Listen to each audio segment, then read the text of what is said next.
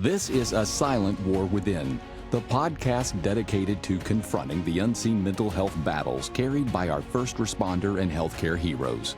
This show is about real stories, real struggles, and real ways to survive the storm and come out stronger on the other side. For too long, stigma has kept you silent, but this is your space to bravely break that silence, share vital insights, and build a community where your well-being truly comes first, because your service deserves unwavering support.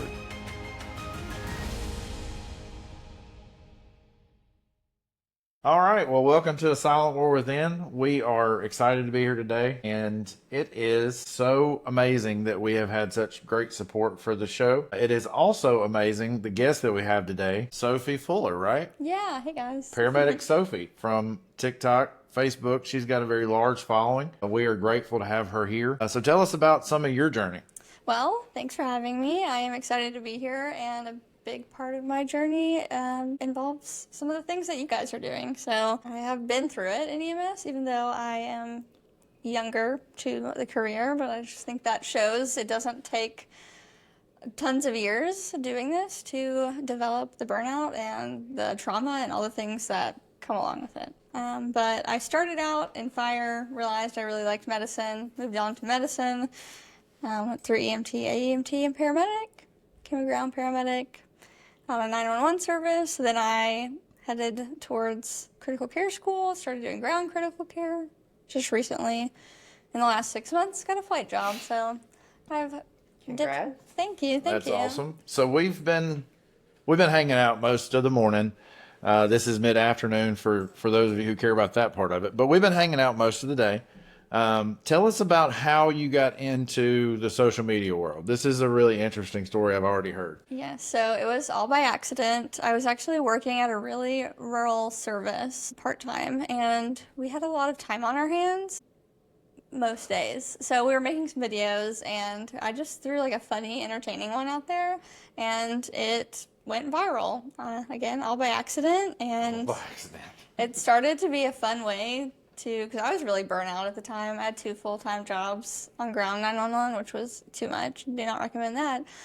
But it was just a good way to connect with people who are equally as excited about the job. So that was my motivation to keep me going. Like, people do still love this job. I was just in a place where people were a little bitter. Where do you find the openness to talk about some of the things that you talk about? Because some of your topics are pretty hardcore in the sense of mental health and, recent posts you've made and addiction and all these things. Like, how do you find the openness and the strength to even discuss something like that? It's still scary every time that I do it. I will say I am very aware that there's not a huge community of people on the internet that are being so open. So when you are really open about these things, there's going to be the haters, and there's going to be people who come in and make comments that are like, well, you shouldn't be doing this if you have these struggles, and they just will bash first responders and the struggle and the realities of it, which is wild to me, especially a lot of those people do not do the job. I went through my own struggles with mental health and burnout and poor culture and all this, the services that I was working for, and I realized a lot of other people were dealing with it, and they had leadership that wasn't listening to them, and I just felt like people needed to hear that they were not the only ones. So it is very rewarding for people to come back and either message me, email me, or whatever it is, and say, thank you so much for putting this out there. This is exactly what I was thinking. I just didn't know how to say it. So giving people a voice that they didn't really know they had. And I think that one of the things that we miss, I guess, and one of the things I look for when I'm looking for content to watch while I'm just sitting somewhere doing nothing is genuine people. I think that's what I love the most about watching your videos, is that you are truly genuine. Thank you. You feel real. Even reaching out to you to have you on the podcast, it was kind of a shock. Like, she's just as real as she seems. It's not a put on it. And having her here, it was so funny that she had kind of a shyness walking in, and I was like, wow, she really is just like us. And then you kind of lose sight of that when you see people on your phone. You're like, oh, they got 60,000 followers, and your follower base is getting pretty large. I'm very normal though, I promise, and I struggle with all the same things that everyone else does, and I am lucky to have the platform that I do, that I get to share those things. So I think it would be a waste of a following and a platform if I didn't. So Did you get a lot of positive response from your coworkers or? Initially, the thing is, the loud ones are always the meanest ones. I got a lot of that. I'm just being honest. Like the Kim, people. you're loud. I don't mean it like that. I just mean like the people who are gonna say something are gonna say it loudly. And I have people to this day who are basically trying to take me down, essentially, and like ruin everything that I've worked so hard for. But I can't see why though. You guys' content, Nurse Gwynnie, all these people that I watch on a regular basis, like that's kind of a highlight to my day when I'm finally laying on the couch after work every day. Funny story. I tried to show a girl in dispatch your content, and the first video that came up was something educational based. And she said, "I'm not running my TikTok feed for education." I said, "Why? That's the best stuff." So everybody's got different tastes, but I just thought her reaction was really funny. yeah, definitely. There's a lot of people have big feelings about social media and EMS. But I even since I've started social media, I see a lot more creators who are in the field putting content out, which is really exciting. We're creating a space for ourselves. Yeah. You recently posted about how behind the uniform, behind the sarcasm and tough calls, a lot of first responders are quietly struggling, not with medicine, but with the aftermath. Could you elaborate on what that aftermath truly feels like and why it's so difficult for providers to process it within the job's current structure? Yeah, so I think a lot of the time we're just all programmed to be the calm, and it could be everybody's worst day that we're coming into contact with, but we have to be so calm, cool, and collected, and we have to get the job done. And I think for a long time in EMS and first responder roles, it's always been like, well, this is just what we do. Like, we're just doing our job, which we are doing our job, but there is a lot of baggage that comes along with doing our job. Sure. But because that's been the mentality, people are, I think, genuinely afraid to speak out. And I have a very strong connection with my coworkers and the people that I'm on shift with every day. And they are my best friends. They're on the podcast with me. Like, we do absolutely everything together. And when I was struggling so intensely with like some of the, and it wasn't even a specific call. It was just all of it had like added up, and I didn't realize that like it had all added up until it was overflowing. And I was afraid to tell them, the people that I share everything with, I share a bedroom with. Like, I didn't realize that it was something that I would have ever struggled with until it was happening to me. And I mean, I did try to take my own life, and like I had to get that far before I told these people I needed help. So I think that there are far more people struggling than we think, because I had that openness with my friend group. I had the support system. I had everything that you could possibly think about needing to get through all the tough aftermath and all the quiet and all the feelings, but it just built up so quickly before I knew it. It was not something I was able to contain. And I think that people need to hear that, like, for me, like you said before, you see people on social media and they might seem like they have it all together, and I didn't want to be that. And I had a hard time making content during my mental health crisis, for lack of a better term, and I felt like a phony because I was like, I'm not sharing what's really going on. So I realized I really needed to start sharing what was actually going on, and that means, like, just because everyone seems like they have it together, they probably don't. Well, I think we live in a social media world that you can literally represent anything you want to represent. I used to be the world's worst at looking at other people and going, look at what they have, look at what they've done, look at how good their life is. When in reality, it may not be. Yeah. It may not be that great. It makes you ask yourself sometimes, like, what am I doing wrong? Yeah. Yeah. Like, I'm going to work, I'm working really hard, I'm trying to be a good wife or a husband and parent, wear all the hats and do it efficiently and be a good friend. And then, inside it feels like you're almost dying because you're working so hard to achieve all of these things that we're supposed to. And then when you can't, or there's setback after setback, and then you see other people, which I'm happy for, I'm genuinely, but it makes you question yourself, like, where am I going wrong in my own life, and not moving forward and in this position. Yeah, I think that is a good point too. Like, everyone else seems like they're ahead of the game and they're, meeting goals and all that. But I say this a lot, and like, EMS is truly just luck of the draw. You could get every terrible call forever and ever. You could get every terrible partner, every terrible supervisor, and this person next to you is living the dream for real, because they have all those things, like the support system and the good partner, and they haven't had all these crazy calls. So like, sometimes we're just unlucky. Yeah. That's exactly right. One of the things that you mentioned that I picked up on is you shared a little bit of your story about, your mental health crisis, for lack of a better term. Why do you think that in the first responder community, why is it that we tend to turn to those things that are harmful to us?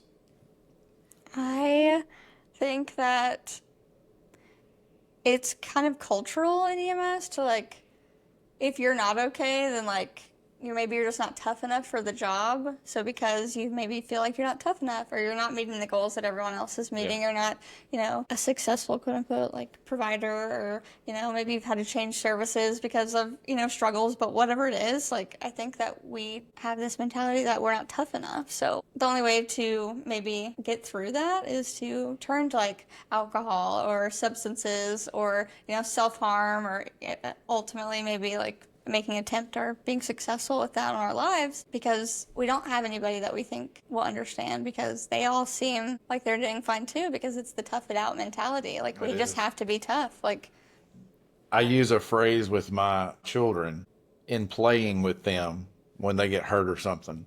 I'll say, suck it up, buttercup. But that's the time in EMS that I was raised in. Like up until maybe 10 years ago, there was not mental health in the first responder. I mean, police had stuff, and every once in a while you see a firefighter thing, but now you've got the Code Green campaign. You've got all these people that are pushing toward mental health. FirstNet with AT&T does a lot of stuff for provider mental health.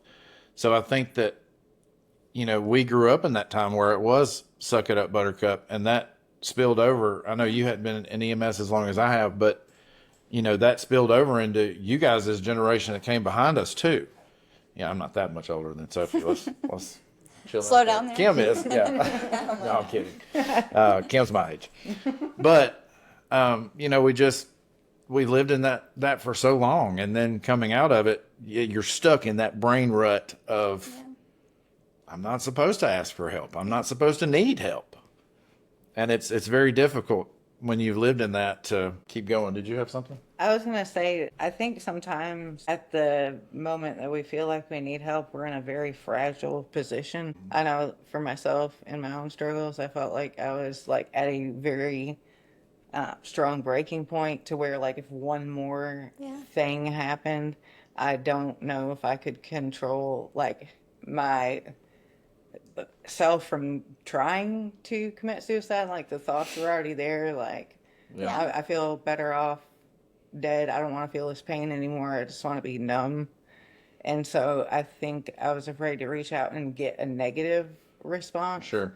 Because I don't think I could have handled that at the time if I didn't have anybody to like handle me gently, but I didn't know who that person was at the time. Absolutely. So I think that sometimes maybe the numbing coping mechanisms result there, and like, well, at least if I get drunk, I can go to sleep. It numbs everything, Yeah. See, that was me. I went through a divorce in the midst of being an EMS provider, and in the midst of doing all this other stuff and having to run these bad calls and then go run the next one and the next one and the next one without being fazed by it. So I went through a period of, it wasn't full-blown, well, maybe I'm in denial. It wasn't full-blown alcoholism, but I was drinking every night to numb that feeling of, the feeling of loss, the feeling of desertion, the feeling of, loneliness. And then on top of all that, you have the EMS, on top of it, all the trauma from that. One of the things that I love that you do is you have just, and I'm going to say this, you have some of the most piercing eyes of anybody I've ever seen. When you're on the screen, I feel like you're talking to me. And I think other people resonate with that, with your content. Is there a thought that goes through your head before you make a video of getting yourself mentally prepared to make a video or to say something that is going to be hard or that you've dealt with yourself? Something I've been doing lately is I'll write things down and I'll just read them on screen. Yeah. I know there's a few Don't give all the secrets away. Yeah. There's a few hard-hitting topics that I've done lately that it's probably just easier for me to read it, but I think people need to hear it. I think that it needs to be said, and there's not a lot of people that I think are willing to say it. And I want to make content as reachable in a way that doesn't seem like work. So some people do want to read my Facebook content. Some people would rather just listen to a video, or listen to a podcast or watch a video. But I just want to make sure that I know why I'm doing this. So as long as my intentions are pure and I'm like, I am sending this out to whoever needs to hear it. And there's going to be people that hate it, but there's going to be a lot more people who love it and need it. Yep.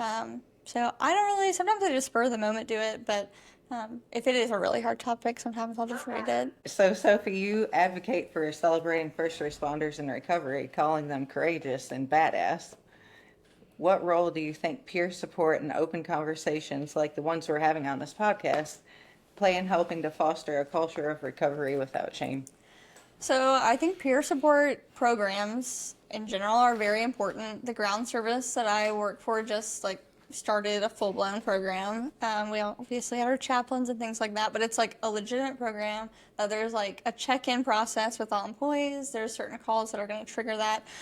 So like you were saying before, I didn't feel like there was somebody that I could go talk to, and if they didn't respond like I needed them to in that moment, then it would have sent me over the edge. Or like you said, you're like, I don't feel like I was in full-blown alcoholism, but I definitely, feel like it was excessive for Absolutely. For my health and things like that. So I think having these programs and having people who are trained to reach out to people and say, I've noticed this and I'm just a little worried. You haven't been, you stay up all night, every shift, you don't sleep. I noticed that, maybe you've been a little more absent. Like having people that can just reach out to you and be like, I've just noticed that is something that I really needed. And the signs are there. I think that if people would have understood what the signs were, that are like, this is a problem. So I think peer support is really important in the way of we have people that can reach out and be like, hey, I've noticed, you've been going out a lot, you've been late to work, you've been coming in hungover, things like that. But it's hard to do that to ourselves and be like, oh, I do have a problem. And I drank to go to sleep. That is why I would drink. And I was in the same boat. And actually, I am 505 days sober today. Fantastic. Thank you. Fantastic. Having a support system is really important. Aubrey and Jamie, who I do the podcast with, they're both sober, but it is a really hard decision to make because it's so culturally appropriate, honestly, to go have drinks with your friends, to go out and have fun and be a human being.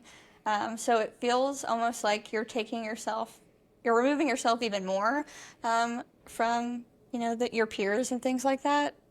So it is a really scary thing to do, to say, I'm going to, try for sobriety. And sobriety is a really scary word to people who aren't alcoholics. I think it's even more scary because you can go to work and not need a drink. You can go several days and not need to drink. It's just when it's really heavy and hard, you're like, I just want to go to sleep, right? And that's the ideology I think a lot of people have. It's I just want to be asleep. It's not like I want to be drunk, right? I just want to be asleep. So it was really hard for me and the people that I'm also sober with to be like, that actually is, using alcohol for the wrong reasons. So sobriety is maybe the only option because I have not been responsible with this. But I think it is scarier for people who don't actually identify as alcoholics because sobriety, that, by saying I'm sober, it almost has the connotation that I was an alcoholic. And maybe I was, maybe I wasn't.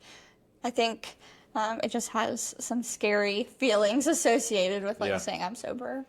Well, that was way bad. Yes, it was so bad. It was so bad, yeah. So say there's listeners out there that are struggling with alcoholism or substance abuse. What is the fill-in? Now that that's gone, now that you're 505, is that right? 505 days sober, what's the fill-in when you have a really heavy shift, heavy call, and now you're on an aircraft pretty much full-time and you do part-time truck work, right? So you're obviously, a majority of your calls on aircraft are going to be at least semi-heavy to some extent. So what's the fill-in now? The fill-in now is actually having feelings. I think that was the hardest thing for me. I had been friends with these people 5 and 6 years and they had never seen me cry. Never one time. And I spend all my time with them. I go backpacking with them. We go on vacations together. We do everything together. And they had never seen me cry. I not only got sober, I started going to therapy and doing all these things to try and be okay again. And I realized that it is a huge burden off your shoulders to say it out loud. Even last shift, I know we talked about my last flight shift was a very busy, heavy shift. And I just called my friend on the way home and I cried all the way home. I even had to pull over because I was crying that much. So being able to have your feelings and feel your feelings and have a safe person who you can do that with was the only option for me, because that's what I was doing. I was just hiding them. And that's one of my goals in doing this podcast, is to normalize that. Yeah.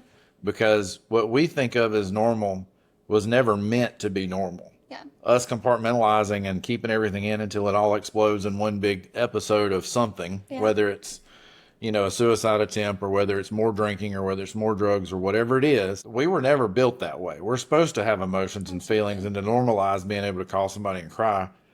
Kim and I have had innumerable deep conversations, and my wife and I have numerous deep conversations, because she works at the Children's Hospital here as well. She's in the NICU, and that can get very heavy as well. So we have heavy conversations, and we feel our feelings. And I'm a big advocate for therapy. Kim is kind of on the opposite side of that fence. She's more peer support, Yeah, and I think that kind of thing. there's And gonna be nothing a is different- wrong. Yeah, there's going to be Yeah. a different solution to every person. There is a different solution for every person. And that's one of the things to normalize. Like, you crying to a friend on the way home is fine. Me talking to my wife is also fine.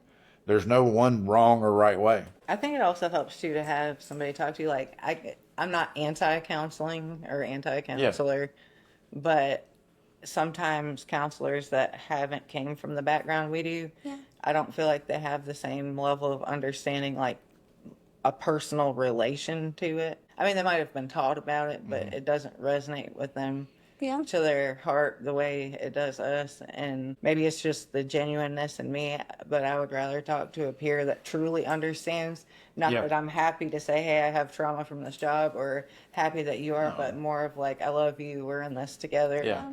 And And I think that's our relationship when we talk to each other about this stuff. It's pretty tough to look at somebody and go, I am wrecked Yeah. about this, and this. One of the things that brought me to this job, dealing with more of the pediatric side, was a kid that drowned. And I'll tell that story until I die, because the guys that I saw come in and work on that kid were as confident as I wanted to be. But that kid wrecked me. I mean, just completely wrecked me for weeks. And it wasn't until I finally had somebody say, you are not okay. Recognize the signs and come to me and say, you're not okay. So normalizing that it's okay for us to come to our peers and go, are you good? Yeah. Yeah. So have you experienced that, where you've seen a peer that's struggling and you have to kind of intervene? Because I think that's more of what I do here. She's one of the few that will come to me immediately. Yeah. But I make it a point when there's a bad call, like I'm reaching out to everybody. I'm trying to figure out what's going on. Have you experienced that with, with your close group of friends? I think that having a system in place too, that when it is a rough call, just have the expectation that you're probably going to get a call, just to make sure you're okay, and that's just a standard. Because I do think that's important too, because there's some people who have, maybe they've been asked by 10 different people, are you okay? That was a hard call, and they are okay, and then they're like, oh my gosh, I'm crazy, I'm a psycho, because I am fine, and that was a really crazy call, but like, I'm fine.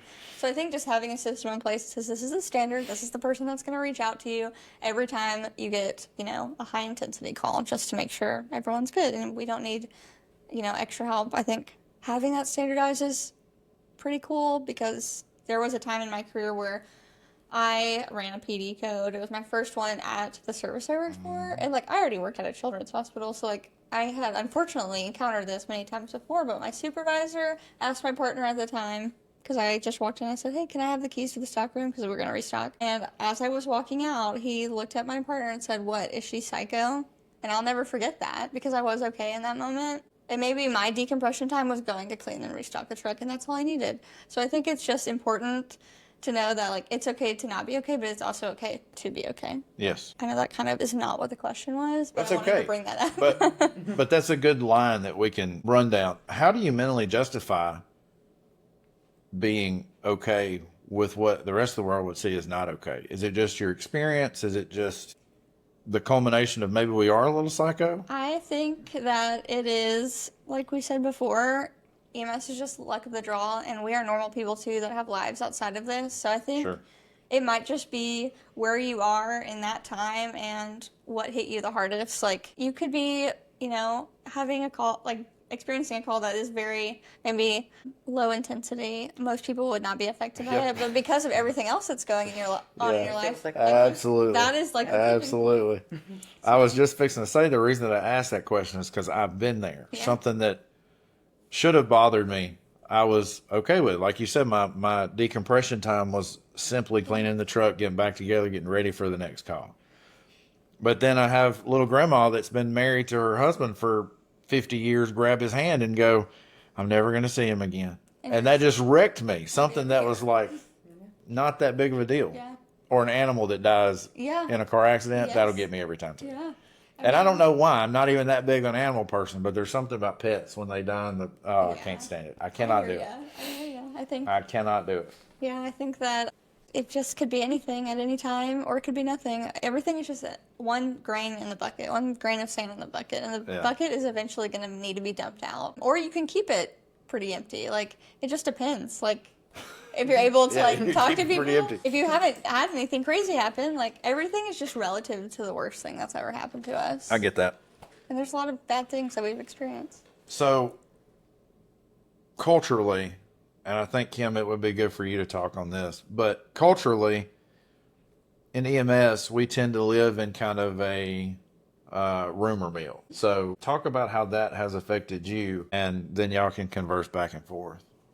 As far as the rumor mill is concerned, a lot of the reason, Because I feel like women are more prone to Yes. being in the rumor mill than the men are. And it's a sexist thing that we kind of have in EMS. It's an imbalance. But you know, as well as I do, that women in EMS always get termed certain terminologies, and it's a big rumor mill. And that affects our mental health too. Yeah, absolutely. I mean, I think it's really, like, just simply put, like, anytime I have a video in my flight suit, and for the record, what I'm about to say, my flight suit fits me appropriately. But there are so many people that will comment and be like, it's too tight. Your flight suit's too tight. It's too small, whatever. And it is literally not. It's so baggy that my crotch is like at my knees, okay? So it is not too tight, for the record. But no one would ever say that to a man on the internet. No. No one would be like, your flight suit, bro, it's too tight. I can see your booty. No, that would never happen. People are just like, I don't know, like the rules go out the window when Yeah. you start talking about women. So what's your experience with that? oh, I think there's just a generalized cattiness. I Yeah. don't know why. Yeah. And it depends. It does depend. Not everybody, I will say not everybody's that way. And I think that as you age, it becomes a lot less. I think it's more, prevalent in the 20s to 30s crowd. And then after 30s, you lose your give a shit. Yeah. Yeah. You're like, you want Absolutely. to talk about me? Have at it. Go ahead. You I go on can't ahead. think of a better subject. Yeah. But yeah, I experienced that too, but I just always felt like it was worse for women. Yeah. And your example is perfect. I mean, because it really, you really do get those comments. And I'm sure when you post a video of, I guess, how do you handle it mental health wise? When you have the creeps that show up in your, because I know you have creeps. Yeah. You have to have everybody on social media. If anyone contacts me, like private message wise, just know I'm probably not going to respond to you because there's way more mean people in my my DMs, and I feel special Nice she responded to me. I She come through them responded to every me. once in a while. But yeah, I think that, and I did not believe this was a real thing, honestly, until I got into EMS, because I worked in a hospital, which is primarily women. And I got into EMS, and I was like, oh, there is like a big difference between doing this job as a woman and doing this job as a man. And at my service, it's pretty, almost 50-50. It's like 40-60 women to men. But you still see most of these leadership roles are given to men. And I think there's a good example. I know this is not quite what we're talking about, but I still think it matters and we should talk about it. Is one of my peers. She has the same experience, the same credentials, actually more credentials, and has been in EMS and is the same age as a male counterpart that applied for a supervisory role. The male got it, and they told her she was too young. She's the same age as Same him. age as him. Because we're perceived as younger. We're perceived as, like, more incapable, I think, generally. And I think it is getting better. I do think it's getting better. We're seeing more women in this field. And so. I have personally found that to be the opposite. Yeah. Like the female partners I've had, and coming to the critical care team I'm part of now was a big shift, because here it's the exact opposite ratio. We have many, many more women than we do men. I don't even know how to put a percentage on it, but you guys far outweigh the men. I would say 75. Yeah, I mean, it's probably 75% women. Yeah. And women naturally are going to flock to pediatrics, and that makes sense. And a lot of our people come from our partner hospital, so that makes sense as well. But I have found in my practice that the women sometimes are smarter, more capable, and just as strong as the men. And especially with the introduction of the auto load stretchers, which is Yeah. all four. Do you think it's changed on the same topic, but do you think it's changed your personality Yes. as far as like being an EMS? Absolutely. I think we know by now I'm pretty quiet. I think I'm more reserved, but I had a Marshall, my partner, his name was Marshall, very handsome, very tall, very buff man. He was an EMT, I was a paramedic. No one ever talked to me on scene. No one would tell me anything. They wouldn't even look at me. They wouldn't acknowledge me. A small fry, female. And that made me a lot more aggressive. It made me a lot louder. And I think that because we have to be so assertive to be heard, we're often just labeled, Yes. we're just labeled bitches. Like if you're Yeah. a strong, intelligent female, you're just a bitch. Yeah. But we're just doing the same thing the guys are doing. But we Yeah, might have to like absolutely. wave our hands and be like, "Hello, I need you to talk to me. I'm in charge here." I've had to say that. I'm like, "Hey, I am actually in charge here. I need to take care of this person, so I need to know the information." So I think it has made me a little more aggressive. We were talking about females and EMS and the kind of reputation they get and the kind of mental health strain that it puts on providers. Talking about managers and how that can be a psychological trauma as well. So tell us about your particular experiences with bad management and how it affected your overall mental health. Yeah, so like I said, I kind of built up to this mental health like crisis that kind of finally exploded. And it wasn't like a call. It wasn't the shift work. It wasn't anything like that. It was a repeated negative interaction with a supervisor that wasn't even my supervisor. It was not my direct supervisor. And it was over and over and over again and relentless. And it seemed like there was nothing I could do to stop it. I told all the right people. My peers saw it going on. My partner saw it happen. I mean, it was bad. It was like looking back, I'm like, what on earth? But nothing ever happened. I even escalated it all the way to HR. Nothing ever happened. It was just like I was wild, and I was like, okay, well, I guess I'm just a baby, and I can't handle anything because this has been absolute torment. And like that literally was the thing when nobody believed me, and no one did anything about it, and no one did anything to protect me or separate us, like where we had no interaction.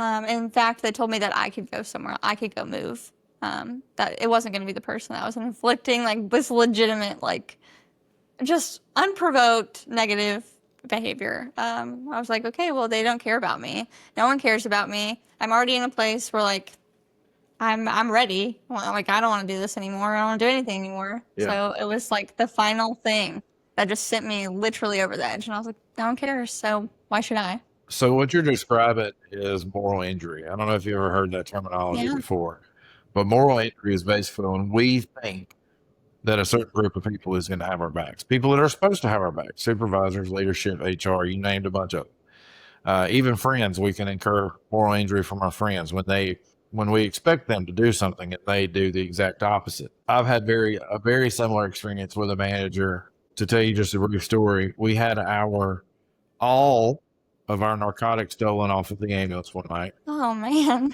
Let me tell you, if you've never dealt with a DEA, they have no sense of humor. We love them, though, if you're listening to this. We don't want any government agencies.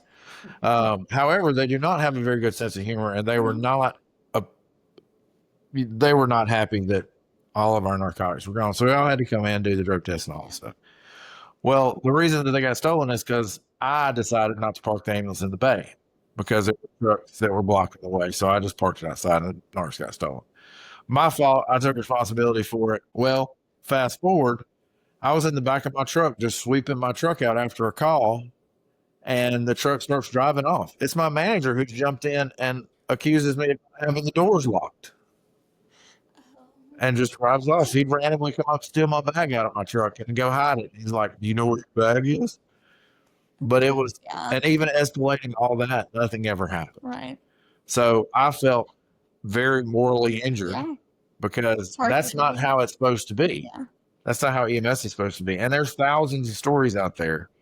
If you're ever interested, you can. Yeah, there's so many people that have that very similar experience as you and I. And I know you've experienced this because we experienced it together. Multiple occasions. Multiple occasions. We went through our gamut of bad management and poor communication and all those things you don't expect. Yeah.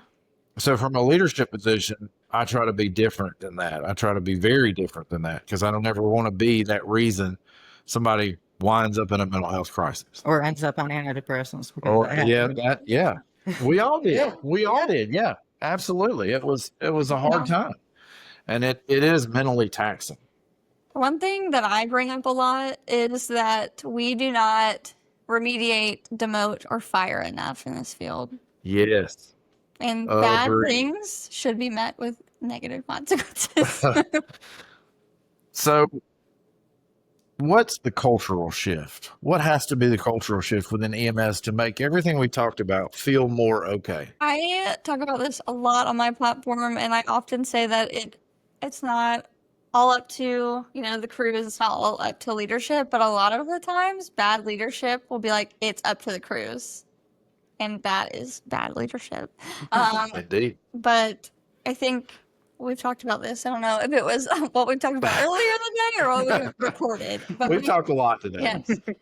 We talked about how like getting people together and, team building or doing things outside of work. Just like my shift at my ground service is so strong because we are so connected inside and outside of work. We will have each other's backs. Like these are ride or die. Like we will advocate for each other. And if someone is out of line, we have an open relationship with each other to be like, you hurt my feelings. That wasn't nice. Like what you said was rude or unkind or uncalled for. And like being able to like say that to someone and confront someone like that was a really hard skill to learn. I think that good people are often very bad at that.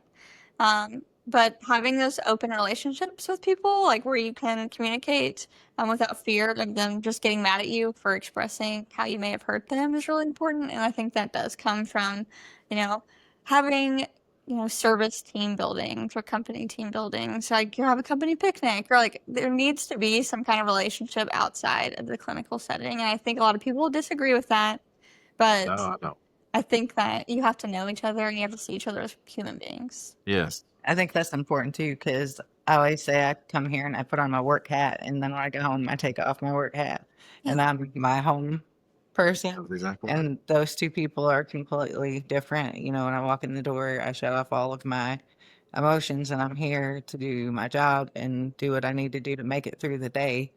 But if we can't live our life in that realm, like we have to decompress and open up and become human.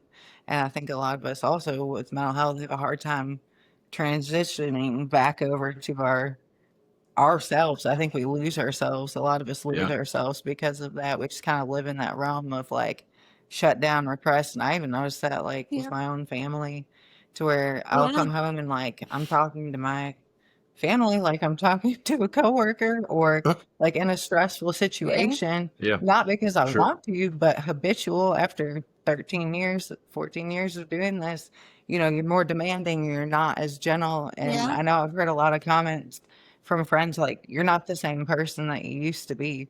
And it's not that I don't want to be the same person, but, you tend to, back to the topic we were talking about, like with females and males in this, in our professions, we tend to, call it masculine and feminine energy. Yeah.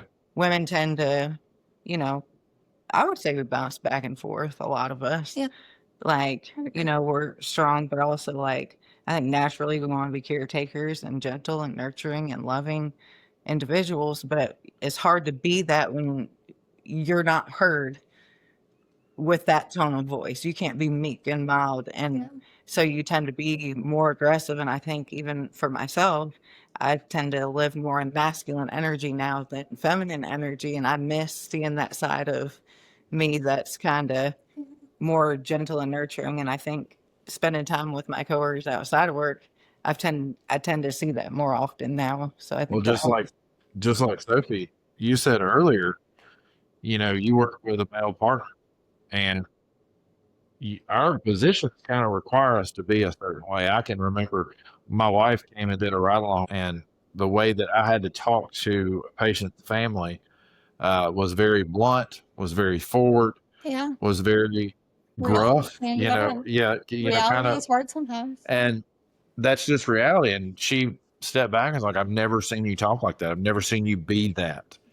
And I have to be, and you guys have to be too. We all have to be, because we're in a position where, we have to make people sometimes do things they don't want to do and take procedures that they are not necessarily happy with, that they'll agree to on a legal standpoint, but certainly not happy with. And there's a lot of times we have to take people by force that don't want to go to the hospital, and they're intoxicated, or they're, high, or whatever. So we do have to be different people. So I think it's important to shed that off every once in a while. Let your peers see, no, they're not always that. They're not an asshole. They're fun and cool. Yeah. Right. Yeah. Right. But that is a hard thing to do from the person who is that and perceived as that. It's a very hard thing to let that guard down and show who you really are. Yeah, I think we have normalized taking the humanity out of this job when it Yes. is literally the most human job you could do. Like, Because you're caring for others Yeah. all day, every day. yeah, I think it didn't happen all at once, but little by little, we got to where we are. Very And much so. you just have to know each other to love each other. And I think, yeah, getting to know your friends, being friends with your coworkers is okay. I know there's some people who want to shut down and like they don't want to mix work and play, and that's okay too. But I think you should try it. You Yeah, might me too. realize you actually like your coworkers a lot more than you thought. So I think it was a Facebook post that you recently made, was talking about the seasonal strain. Yeah. Summer's really hard on me. I'm a big guy and I don't like the heat. Yeah. Even walking over here, I was sweating. Especially in the South. Yes. Humidity. Yeah, we're in the South, so it is tough. Tell us about some of the other seasonal strains, because my most depressive season, if you will, is always wintertime, when it's just kind of dark and gloomy every day. And you get that in the South, we get this weather pattern where we can go a week and a half and not see the sunshine. And I always described myself when I was on the unit as Superman. If I can get the sunshine in that fresh day, even after 2 or 3 hours of sleep, I'm refreshed. I feel like, let's do it again, and I feel like I'm still that way in some regards, because when the sun comes out, I generally have a better mood. So talk about some seasonal strains that you've realized in your career. Well, definitely summertime. We're in it right now. It's hot. It's miserable. For us, it's been raining literally like every single day, at least sometime during the day. I think this especially ranks for like ground crews, is that like one call in nice weather is one call. One call in weather like this is like 15 calls. Like, it's just so much harder. And even like in a flight suit, it's just so much harder. And summer is also the season of like non-accidental trauma. Yeah. It's like people ruining their lives either on accident or ruining someone else's life on purpose. And it is a very sad season because, I mean, people's lives change. I think that I've been seeing that a lot lately, and that is hard. And, a 15-year-old, has an accident diving into a pool and can no longer walk or breathe on his own. Or on a 20-year-old, falls off his motorcycle and has a brain injury. He'll never be the same. Yeah. Or, kids are home more, so we see more pediatric abuse cases and things like that. So it's a trying season, not just for the weather, but also the type of calls we get. And I just think that is important for, management who work in air conditioning all day and things like that to understand that. Yeah. That's me. A little bit. Yeah. But you've done the groundwork. I have. So just like remember how hard that was, and like Absolutely. your crews. It is truly the little things. I think we know this in EMS. Like, go and grab your crew some popsicles, some Gatorades. Like, make sure that they don't need a timeout because they're dehydrated and haven't eaten all day. Like, we can do a little more love in these kind of seasons. But on the other hand, like, I didn't really recognize this until the last couple of years, is we don't see a lot of like mental health cases in the way of like self-harm or suicide in the wintertime. And you think it would be like that. You see it more in the springtime, actually, and like statistically this is true and proven, is people are like, they stay sad, and then it's wintertime, so they have an excuse to be sad. That's something other than whatever they're dealing with inside themselves or at work or with their family. They're like, it's weather. Like, it's dark, it's gloomy, it's cold. I'm sad because of that. When springtime comes and it starts to get warm and sunny, I'll be okay. And then people realize they didn't get better when it got warm and sunny. So that's why we see it the most there. And I understand that now, but when I first started, like, I'm like, this is like the happiest time. Like, spring, it's like the new beginning. The beginning, yeah. I think that is something to think about, and for all of us to have on our radar, that like spring actually could be the hardest time for some of the people that we either take care of or are partners with or whatever. So I just wanted to throw that in there because it's something we don't really think one about. of the things that I did, and it lined up with the changing of the seasons. So I was on antidepressants and still am. I have no problem admitting Me that. too. Me too. Oh, yes. All right. Go on.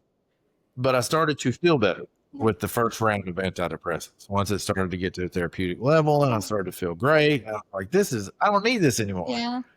Off I went. And talk about lowest of the low, like full crash out. And it was then I realized, like, I have a problem. This is not something that is going to... It's a medical problem. Yeah. This is not something that's going to go away. Yeah. And I thought I had this unreal expectation of what an antidepressant does, that I was like, it'll be fine. After I take the antidepressants, it fixes my brain and then I can get off of it. Yeah. It's not like chemotherapy. You don't get it, get better, and then move on with your life. Yeah. It is a kind of a like deal that your brain is chemically imbalanced. And I think that accepting that and making that real, making it genuine. I'm a manager. You're a paramedic. We're you and I are successful paramedics. She's a successful RT, and we're all on antidepressants. Yeah. We're still successful. We can still be happy.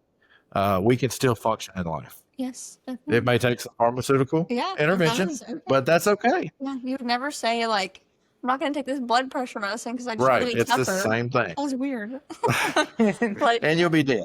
yes. It's just like the when I don't stroke or take heart I attack will get Exactly. gotta take my colorful happy pills. you. Yeah. Yeah, absolutely. And Well, I think that, just like you said, like, it could just simply be a chemical imbalance. It's not because you didn't try hard enough with therapy or, share your feelings or whatever. And this job, there is no way you can tell me in my face that it doesn't change your chemical makeup. It changes it everybody. changes everything. Yeah, It changes everything. absolutely.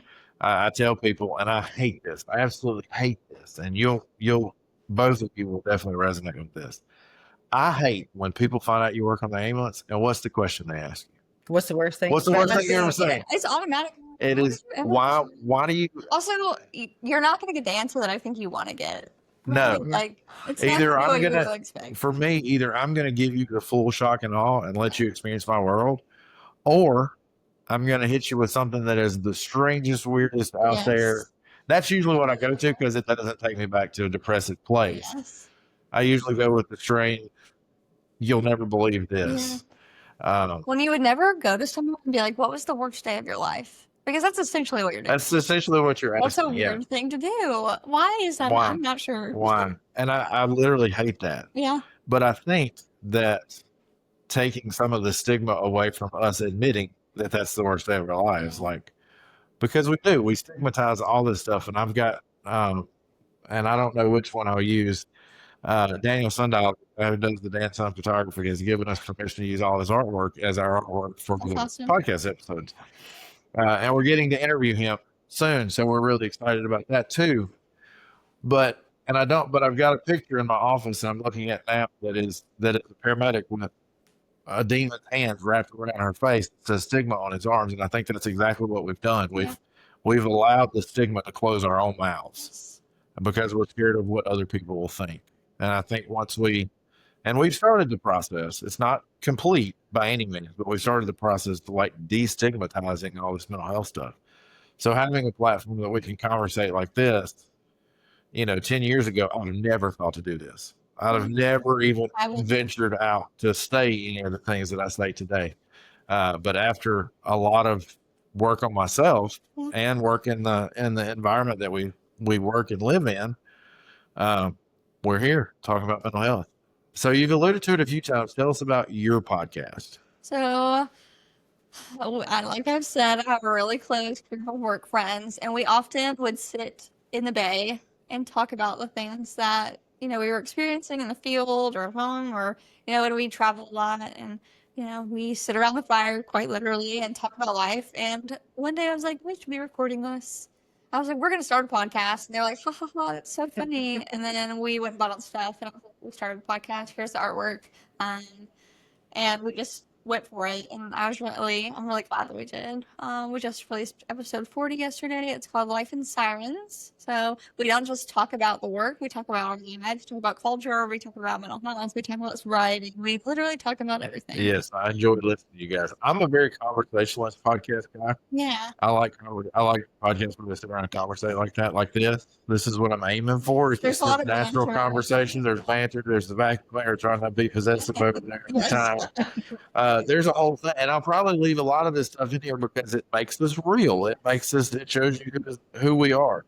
I think a lot of times, and in your case, a little, not as much, but a little bit, like we present something on social media that we want people to see, like we said earlier, and it's so refreshing to meet somebody like yourself that is real, and that you feel that. You feel like we've sat here and had a good 40-minute conversation, and it's been great. And I think that's what it's all about. It is sometimes really hard to be really vulnerable and real all the time. And so we don't have to share everything if we don't want to. But I do think it is important that because I've shared and you've shared, we get to come together and do this, and we get to share it with even more people. And I think that's the whole point, is building connections and understanding we are literally all in this together. It's been hard for every single one of us. Yeah, absolutely. And notice the more we do this too, the more friends we tend to make. And Yeah. always leave here feeling a little bit better. And it's like, hey, now I have another phone a friend. If you're having a bad day, call me. And we can talk about it. Absolutely. So tell everybody that's listening where they can find your stuff. So for my personal stuff, it is Paramedic Sophie, and that's on TikTok, Instagram, Facebook, all the things. Which we found out was accidental, which makes it even better. Yes. Yes. It all happened by chance, and I'm so glad it did. But for those, you can just search Paramedic Sophie anywhere. And then for Life Inside podcast, you can absolutely listen to that anywhere you listen to podcasts. We are everywhere. We also have YouTube. And then we have a website too, Life in Sirens. Oh, I've not seen the YouTube. Yeah. We're working on our YouTube, but there is more content on our YouTube than there is like on our TikTok and Instagram. Cool. But Life in Sirens podcast .com.